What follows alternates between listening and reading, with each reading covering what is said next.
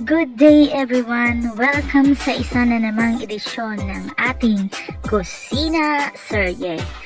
Ang ating lulutuin ngayon ay isdang bangus.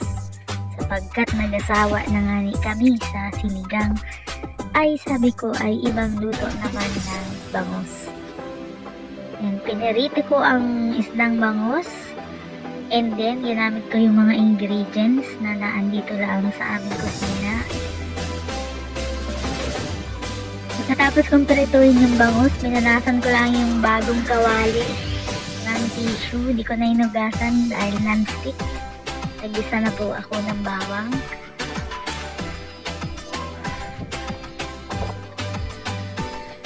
At syempre, sibuyas. Kaunting oil lamang po.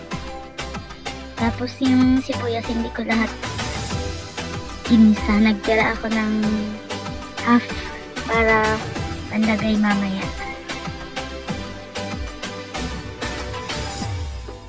O yan, gisa-gisahin lang po yung bawang at sibuyas.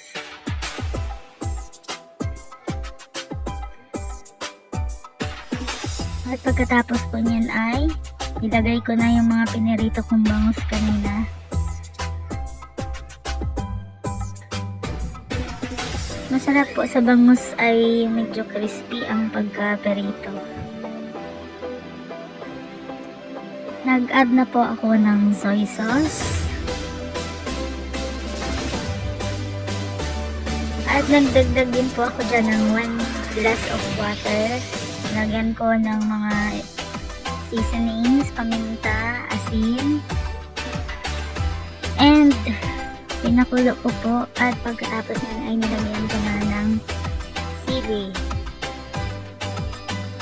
Dinagdag ko yung natira kong sibuyas kanina. At niluto ko po ulit ng mga 2 minuto. And malapit na pong maluto yan. So nilagyan ko po ng siling tilis para po mas mabango. And last po ay yung calamansi juice. Ang huli ko pong nalagay yung calamansi juice dahil pag nakuluan po siya ay nawawala na yung lasa niyang maasim. At eto na po ang ating dish for today, binistek na isdang bangus. Shout out po palanganin sa nagpadala ng ating mga lutuan, nagagamit ko na po. Hanggang dito na lamang po, and thank you for watching. Hanggang sa susunod na edisyon ng Kusina Serye.